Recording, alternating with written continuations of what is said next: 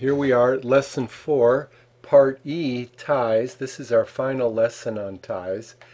And a tie, when you change one part of a sentence, you may have to change another. We're going to see one more example of this now. The best way to do this, of course, is to analyze our sentences, taking a look to see what parts we have and how those parts relate with each other. So there are no shifters here, and can is the X word. I move it to the front to make a yes or no question. Hobbies is the subject. The predicate, everything that's left. And now let's look for our ties. I'm going to say that can ties with the present. We've seen this before. But can also ties with add.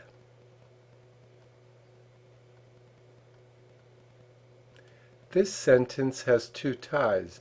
One tie between can and the time, the present, and one tie between can and add, the verb.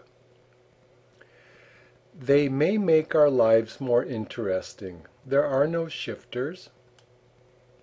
The X word is may. The other X word places before they, and that makes they the subject. Everything left is the predicate. It's getting a little bit busy in here. Okay. May is the X word. May, just like we saw before, may ties with the present. X words always tie with time. And may also ties with make.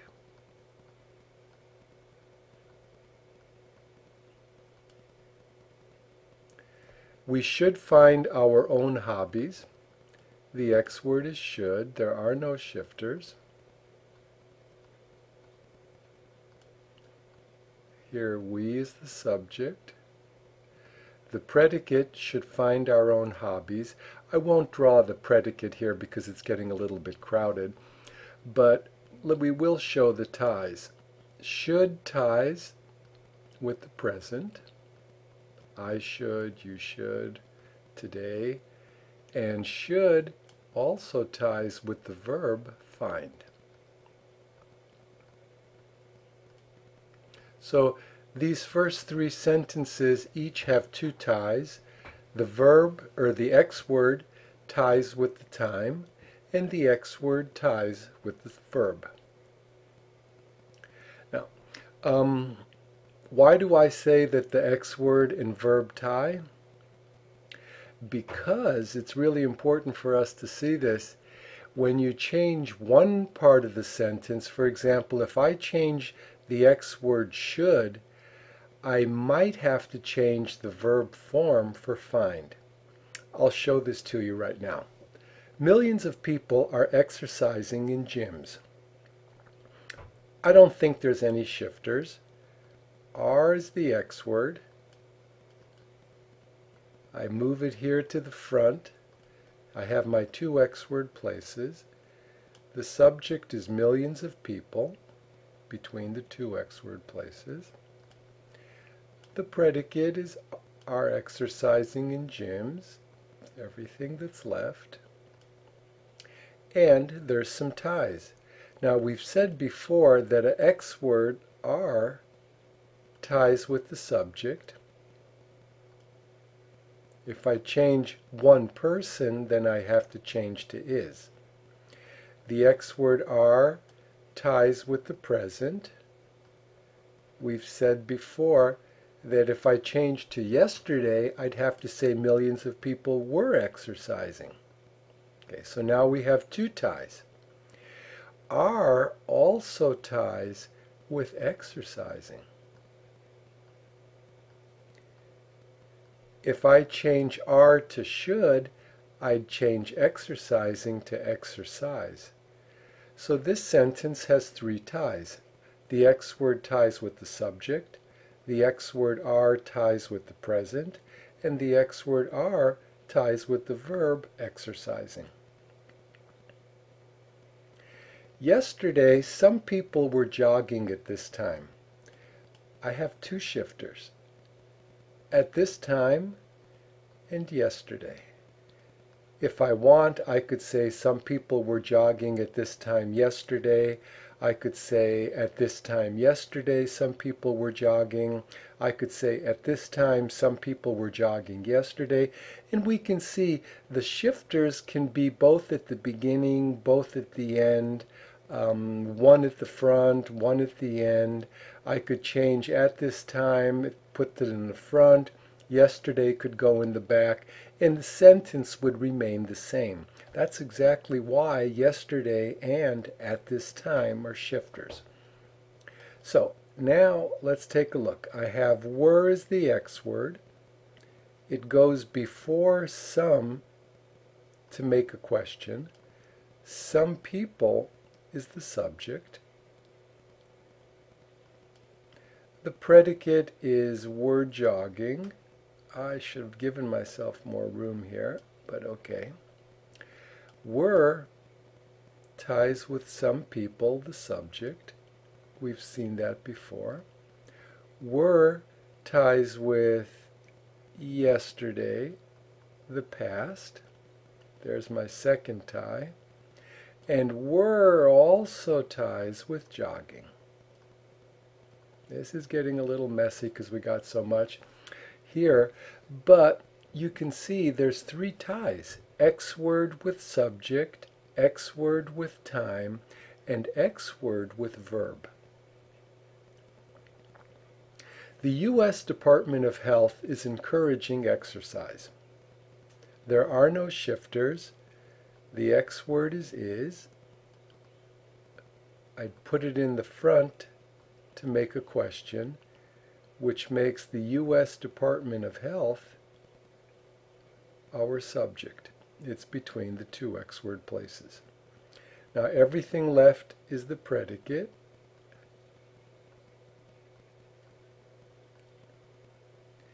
And I have is, the X word, ties with the subject.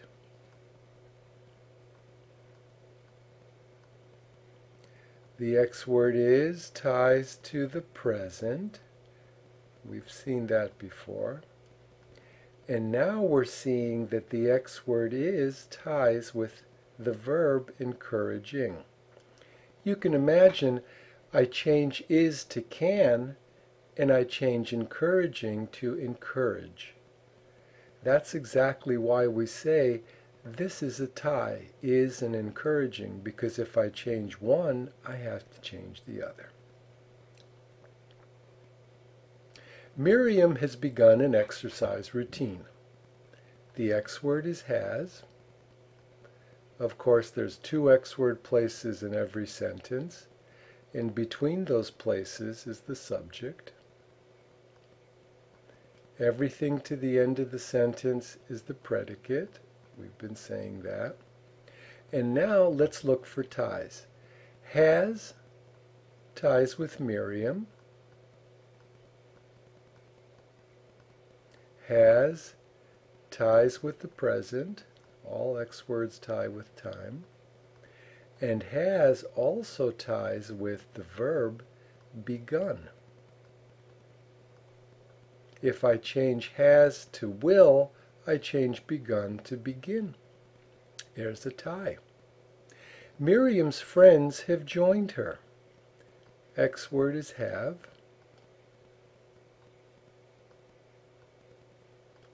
The X word placed before Miriam's. The subject is Miriam's. The predicate is have joined. Have ties with the subject. Have ties with the present. Have ties with joined. Three ties. Exercises are performed with and without weights. No shifters. X word are.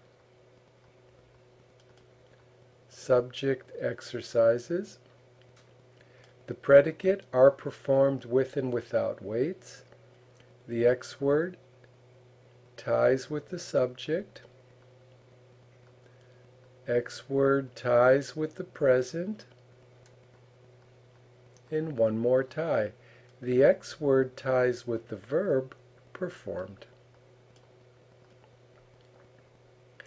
Exercise is required by some corporations. X word is.